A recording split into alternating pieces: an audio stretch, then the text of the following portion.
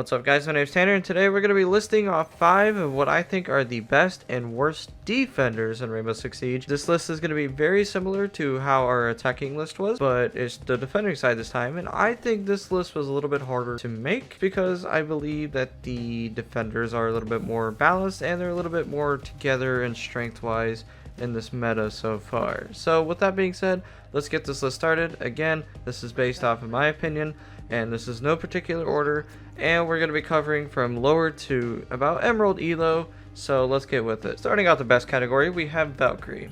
Valkyrie has some of the best weapons in the game. She has the MPX-7 machine gun and she has the Desert Eagle, which are both very good weapons in your hands. Valkyrie can place cams all around the map and she has up to 3 of them, and all of these cameras can provide detailed and very accurate information, whether it is the beginning of the round or late into the round.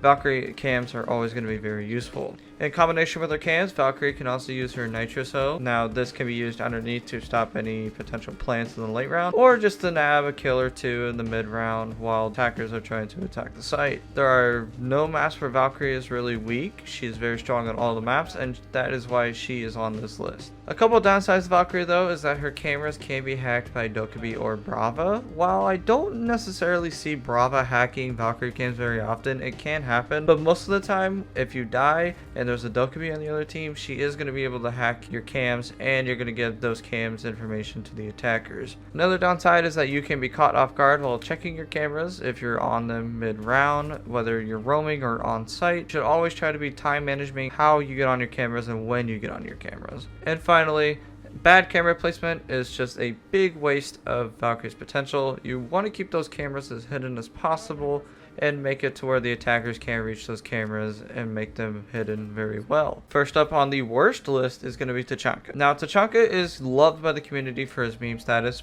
but he does have a lot of weaknesses. But let's go over his good sides first. He's got one of the best sight setup guns in the game with his LMG, and his fire from his launcher lasts very long, and he has quite a bit of ammo for it, but that's pretty much where it goes from there. His LMG can be slow and clunky, and half the time when I feel like I'm shooting this gun, I feel like I'm not hitting anybody. It is very slow to reload both of his gun and his launcher gadget, and there are just better alternatives to him, whether you're running a smoke or you're running Goyo for that crowd control ability and the ability to stall for time. Next up on the list we have Azami. Azami has a really good weapon kit and a versatile gadget. She also comes with very good secondary gadgets with her impact nades, so she is able to set up rotates in sight. The Cupid barricades offer a way to set up creative angles, and they also deliver a way to save yourself if you're in a pinch. You can also use the Cupid barricades to patch up any reinforcements, whether it's a hole in a softball or it's a hard breach on a reinforced wall. Some issues with Azami is that her Kiva barricades take time to be acquired.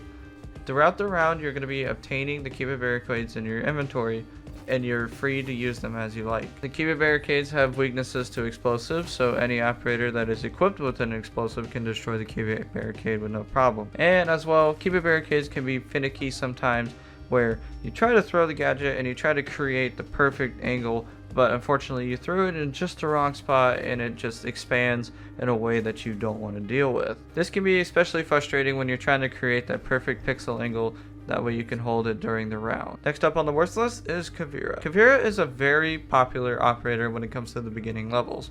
She has the ability to just run around the map and get insta-free wall hacks with her ability. But once you climb the ranks, you're soon to realize that Caveira has a lot of weaknesses in this game. Caveira comes with one of the best pistols in the game, being the Lesion. This pistol will down any operator if you hit a headshot, and it will mostly of the time down an operator with 2 shots to the chest. This is by design for her ability. Her ability is interrogation. Now this will allow people to be interrogated and your team will get instant free wall hacks, knowing where every single enemy player is located on the map, regardless of who they're playing. This is by far one of the strongest, if not the strongest ability in the game, but it just comes with so many risks. Caveira is one of the most mobile operators in the game as well, with the silent step ability allowing her to just run around the map without any repercussions of being heard, and she can sneak up on the attacker. The problems with Caveira though is that her SMG is not very good. It is one of the most mid SMGs in the game, and Caveira is horrible versus a coordinated stack who is watching drones and watching flanks. She can also be killed when she is attempting to interrogate the attacking team. So if you're in a bad spot and there's multiple operators around and you go for an interrogation, you can kiss that goodbye and you're probably going to end up getting killed without getting the interrogation off. Next up on the best list is Lesion. Lesion is one of my favorite operators in this game. He has great weapons and his gadget is very beginner friendly. Like other operators on defense in this game, his gadget will load up over time, meaning that the longer that you stay alive, the more goo mines you're going to be able to be placed down. The goo mine gives away attackers and it damages them over time, and it also will damage them if they step on them. One mechanic that the goo mine does also have is that if an attacker has the diffuser and tries to plant the diffuser in the bomb site, he will have to pull out the goo mine and it will delay the plant for a few seconds, giving you a little bit more time, a breathing room, and if it's late enough in the round, the goo mine will end up clutching for your team. Downside to Lesion is that his goo mines take time to load. You can't just throw out 8 goo mines at once. You have to stay alive throughout the round to get the maximum efficiency. The goo mines are also not invisible anymore as they were in the past, so they are easily able to be spotted by any attacker paying attention.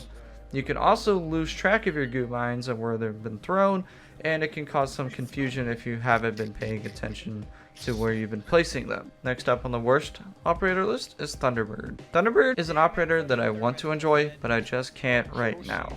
She has an assault rifle on the attack, being the Spear 308, and she heals teammates, similar to Doc. But that's where the similarities really end. While Doc comes with the MP5 and ACOG, Thunderbird does not get an ACOG, so you're sacrificing your range for a little bit more damage with your assault rifle. Thunderbird also comes with a Bearing 9, which is one of the best SMG pistols in the game. Thunderbird can also place her Kona stations across the sites and across the map, versus Doc, who has to manually pull out his pistol and he has to shoot his teammates from afar or up close depending on the range of where they want to be healed. Problems with Thunderbird are that her AR, while the spear is a very decent weapon in the game, it is not the best. Doc has better healing potential with the ability to just fully heal outright any operator. Thunderbird's heals are just too infrequent and too slow to be very viable. Her gadget can also heal any attackers that have overtaken the site where her Kona stations have been placed. Thunderbird's ability does look good on paper, but in reality, you're better off using Doc. Next up on the best list is Fenrir. Fenrir comes with the MP7, which is one of the best SMGs in the game, and he also comes with the bailiff, so he can help set up site. Fenrir also has a multitude of dread mines, and they are very good for crowd control and are indestructible until they are activated. The dread mines can prevent rushes, and they can also disorient any player that is attempting to reach into sight. Downsides to Fenrir though is that he is soon to be nerfed as of the next patch coming up, where they are going to be taking away a dread mine and also eliminating a dread mine that can be activated, meaning that he can only have 2 out of his 4 dread mines activated. They will also not be bulletproof and can be shot instantly regardless if they've been activated or not. Fenrir also has the highest achievement of being the highest banned operator this season, courtesy of the operator win ban deltas being released by Ubisoft. Fenrir looks very strong right now, but we are well into seeing what he is going to be capable of next season with all these nerfs coming. Next up on the worst list is Clash. Clash can be a very fun operator to play if you know how to use her, and that's the problem. Not many people know how to use Clash or how to properly engage the attacking team with her. Clash has the ability to protect any attack from her front, ability to electrify and stun the attacking team, slowing them down from approaching her. Clash also has extremely good secondary pistols, and she is very good for any player that is very communicative and detailed with any information that they're giving out live through their viewpoint of the shield. Problems with Clash is that she is very slow and clunky without her shield up. You're going to be sprinting around the map, being very loud, and you have your SMG pistol, while it is very good, it only has so much ammo and so much damage range. Oftentimes Clash players will backpedal into a corner or into a wall or an object, meaning that any attacking player can just run up to Clash, smack her, and shoot her while her shield has been smacked away. Her shield can also be disabled by any EMP, and sometimes when you're trying to hold an angle with Clash and give out information, your teammates are just going to run behind you and accidentally shoot you in the back of the head. And finally, the best defender in the game, and probably the biggest problem child that has been released so far in the last couple of years, Solis. Solis has extremely fantastic guns, coming with the P90 and the SMG-11. Both fast fire rate, low recoil weapons. Solis can clear out an entire prep phase by herself with her drone hunting ability, and she can spot other players' gadgets, give out that intel, and spot the diffuser whenever it is placed. Solis also has the ability to see claymores from a distance, and paired up with her impact nades currently, she can impact those claymores and just completely negate any claymore and run out and get those kills. Solis is arguably the best operator in the game, and she is soon to be nerfed. Solis is also banned very often, and you can be caught off guard when using her gadget, whether you're sprinting around without your gun up, scanning for any electronics, or an IQ spots you through the floor and pistol domes you with her gun. Overall though, Solis is extremely strong, and coming next season she is deserving of her nerf. And finally, to end this video off, we're going to go with Rook. Rook to me just feels like a discount Doc. He comes with the MP5 and he comes with an ACOG, but that's where the similarities with Doc really end. You can put your Rook armor down in the beginning of the round, and Rook armor will prevent you from being permanently killed unless it's a headshot, and it'll allow you to pick yourself back up. Rook armor will also add a base value to your base HP, meaning that you can take a little bit more shots. But the problem with Rook is that there's Doc. Again, Doc is the best healer in the game. He fully heals, he can revive himself, he can shoot people from range. Doc takes all the elements from every single healing operator and just puts it into one little bundle. So comparing all the healing operators in the game to Doc, Doc just wins, no questions asked. And that's gonna wrap up today's video. If you disagree with me, let me know down in the comments down below. If you want to follow for more content, please leave a like and subscribe, as well as a share to your friends, your family, whoever it may be. Hit the notification bell to get notified every time that I upload. And that'll be it, guys. Thank you for watching. My name's Tanner, and peace out.